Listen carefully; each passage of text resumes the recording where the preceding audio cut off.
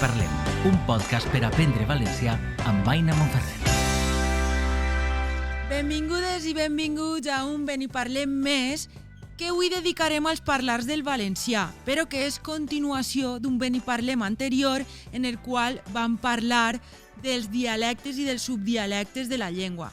Continuem amb els mateixos convidats, que són Carles Segura i Vicent Beltran, de la Universitat d'Alacant, i que són els autors del llibre dels parlars valencians.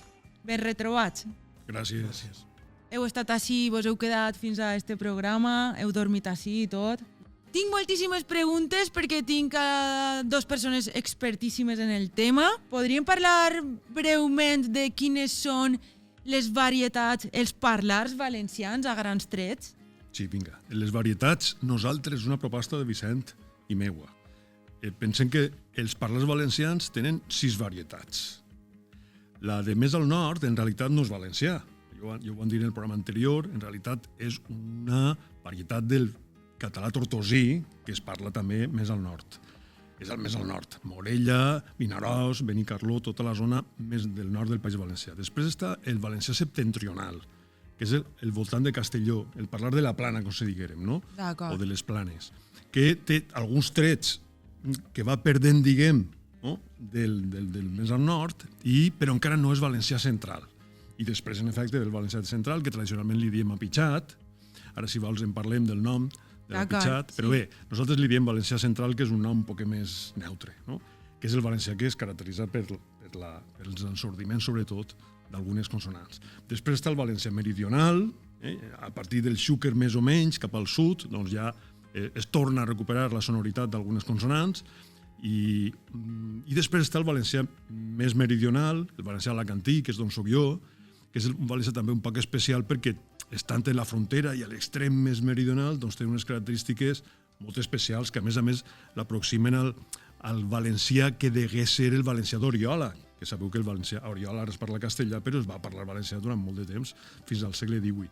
I després queda el valencià de mallorquinitzant, o el valencià mallorquí, que és el valencià d'una part de la Marina Alta i de la Marina Baixa sobretot, també de la Safor, que té, ara ho explicarà Vicent també, perquè ell és expert en el tema, característiques del mallorquí, perquè va haver-hi també un altre empelt de població que ara explicarà Vicent.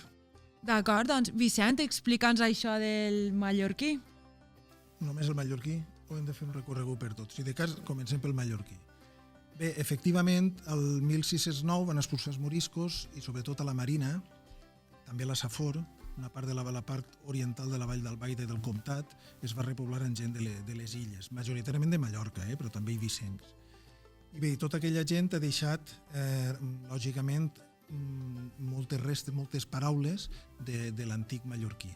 És a dir, que ara bàsicament parlen un valencià més o menys equiparable o semblant al de les comarques veïnes, però empeltat d'aquells trets mallorquinitzants. Quins són els trets mallorquinitzants? Doncs, bàsicament, és una comarca on, les coses més visibles, diguem-ne, no? Sí.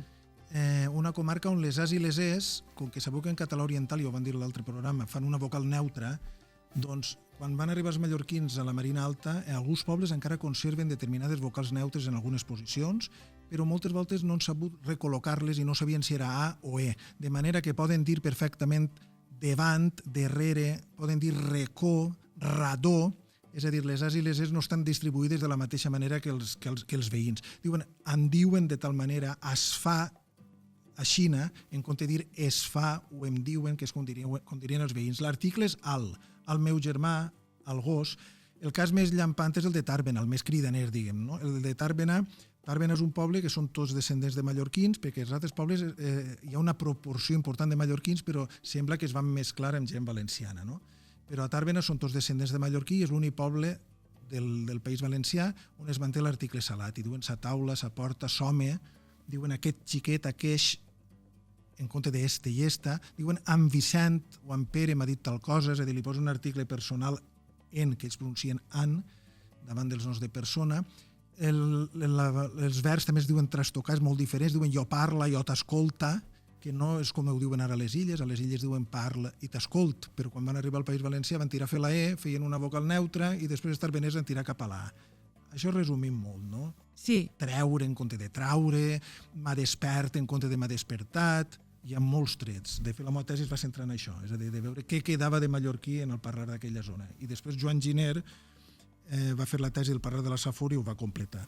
d'acord. I esta curiositat de la tàrbena com a una sobrassada també tindrà relació És que a Tàrbena fan sobrassades que els ve el costum de Mallorca. I Per curiosament, influència. les sobrassades que fan a Tàrbena, quan s'han exportat fora, la gent sol dir una tàrbena Una o tarbeneta. una tàrmena o tarbeneta a les sobrassades que Sí. se suposa que venien de Tàrbena. Ara no ho sé si... És un nom comú que està fins i tot al diccionari normatiu Quines valencià. metonímies boniques, eh? Això és una metonímia. Totalment. Una part per una altra. Sí. Carles, el tema, aquesta paraula apitxat, dir-li apitxat al valencià central, d'això d'on ve? A veure, si les coses es diuen en voler i en estima, no passa res. Però, a veure, en principi, tot sembla indicar que era una manera, diguem, un poc despectiva de referir-se a la forma de parlar del valencià central, sobretot pel que fa a la pronunciació de la G, que, com sabeu, com saps, es pronuncia sorda i es pronuncia che, chove, no? I la S també s'ensordix.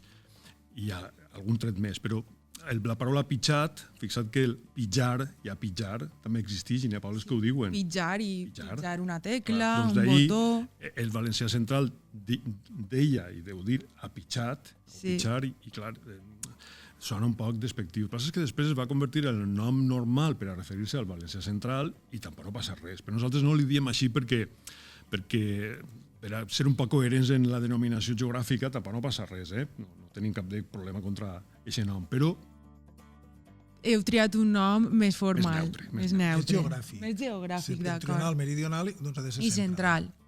I aleshores, apitxar en la llengua estàndard, per què no és del tot correcte? Quina pèrdua fonètica hi ha en aquest parlar que fa que... no és que sigui una pèrdua, sí que és una pèrdua respecte del parlar, de la resta de parlars. del nombre de fonemes. Clar, si compares amb la resta de parlars de la llengua, doncs clar, és un dels pocs parlars que ensordix les S sonores o que ensordix les Gs, no? Sí, La influència segurament degué ser una influència de l'aragonès o del castellà i, per tant, tenint en compte que és minoritari i que té una certa influència o que és fruit d'influència castellana, doncs es va deixar de costat. Però fixa't que si haguérem agarrat un altre criteri, el criteri de pes, agafes el criteri de pes poblacional de demogràfic, pes poblacional. a veure, el valencià central és el valencià que Més més parlaste parlat. en valencià. Doncs sí. Clar, si haguérem agafat aquest criteri, doncs s'hauria convertit en un tret estàndard, d'acord? Sí. I no ho és. Jo crec que ens hem de relaxar un poc en això. És de veres que hi costa molt de canviar, Sí. Els hàbits articulatoris, fonètics, si no estàs molt exposat i no tens molta voluntat, Per això, de vegades, els valencianoparlants tenen fins i tot més problemes per a canviar aquests trets fonètics propis que no una persona que aprèn la llengua de nou. jo crec que no hauríem de relaxar-nos un poc, és de veres que el valencià estàndard ha decidit no acceptar-lo, però tenint en compte el pes que té, la dificultat que té de canviar-se i que el que més important és parlar valencià, doncs diguem que relativitzem un poc això. Sí. No dic que no s'hagi d'intentar corregir, però no pegar anar darrere Clar. una granera No. de ningú. És millor Explica. parlar. Entre altres coses per la qüestió d'autoestima. És Sí. a dir, que és tan valencià el valencià central com la resta. I ara, enganxat el que havies dit tu. Per exemple, el valencià central conserva els preteris perfectes simples, menanil i diguer. Això s'ha perdut a la resta de tot el català. O sigui que això és una joia que tenen. Sí. I tenen en alguns pobles, Foios, el Far, Picatadau, hi ha molts pobles que, per exemple, diuen nosaltres a ell el conegam, o nosaltres el dugam a escola tots els dies, fan eixos presents en am. Tenen una quantitat de trets propis molt interessants que fan que sigui una varietat tan digna com qualsevol altra. Per tant, també pel tema de l'autoestima, perquè a les persones no ens agrada que es diguen com han de parlar, jo crec que, tot i que un mestre, un professor, ha de tendir a fer possiblement les sonores, perquè ha de ser un model, diguem, la gent en general haurien de ser permissius i haurien de ser tolerants per qüestió de l'autoestima en tota la gent del carrer que ensordeix les sibirans i diu Josep i diu casa i cosa. No és tan greu, el castellà també ho fa i no passa res. Una precisió, Sí. que com que m'ha tocat, Digues. el perfet simple també es conserva al sud. Sí, és veritat, a Elx, Sí, a Guardamar. Elx i Guardamar es diu Benaní, Mentorní, Senanà, igual que el València Central, que això fa molta gràcia, perquè a mi, nosaltres tot el que siga coincidir, de fet mentre fèiem els parlars, ens vam adonar que molt sovint el sud i el nord Es pareixen. sí, hi ha moltes coses coincidents, no? Panís, el Daxa al centre i Panís al nord. O el Monanem, que també he vist el mapa. Eixe no tant, però també, no? Però clar, aquestes coincidències són molt bones per a nosaltres, sobretot al sud, perquè descobrir que altres... Clar, nosaltres tenim la referència dels parlars que venen després i són del sud, i per tant, de moment pensem que Panís és parlar estrany al costat de Daxa, però si després sentim que n'hi ha valencians de més al nord que diu també Panís... Jo dic Panís, a Borriana. Doncs ens agrada molt perquè és com si... Reconecta, no? Reconecta. És molt bonic, això. Doncs sí. Posem ara una nota de veu d'una oient. Posem la nota d'Empar, d'acord?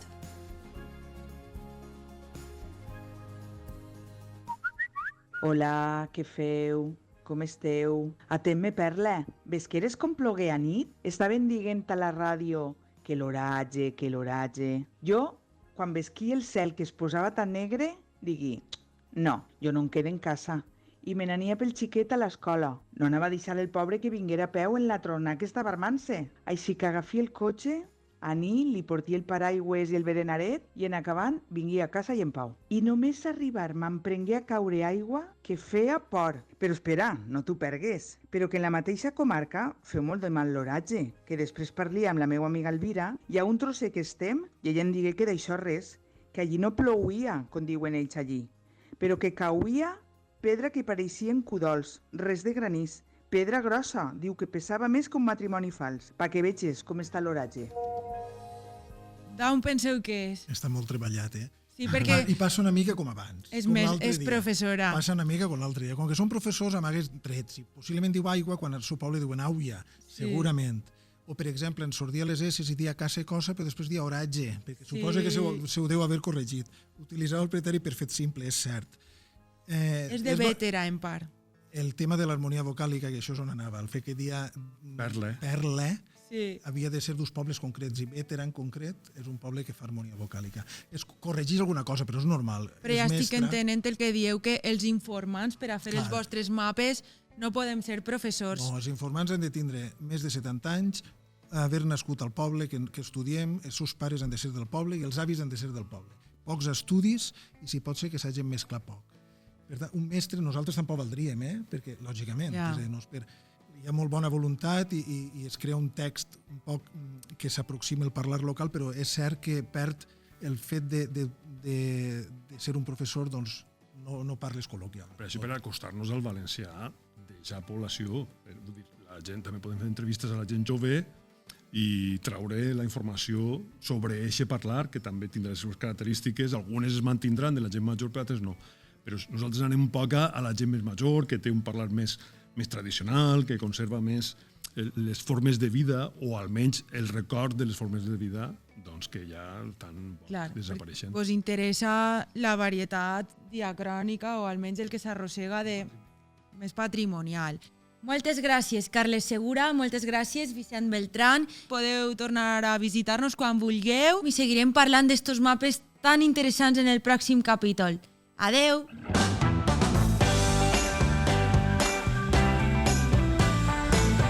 Beniparlem, un podcast per aprendre valencià amb Aina Monferrer.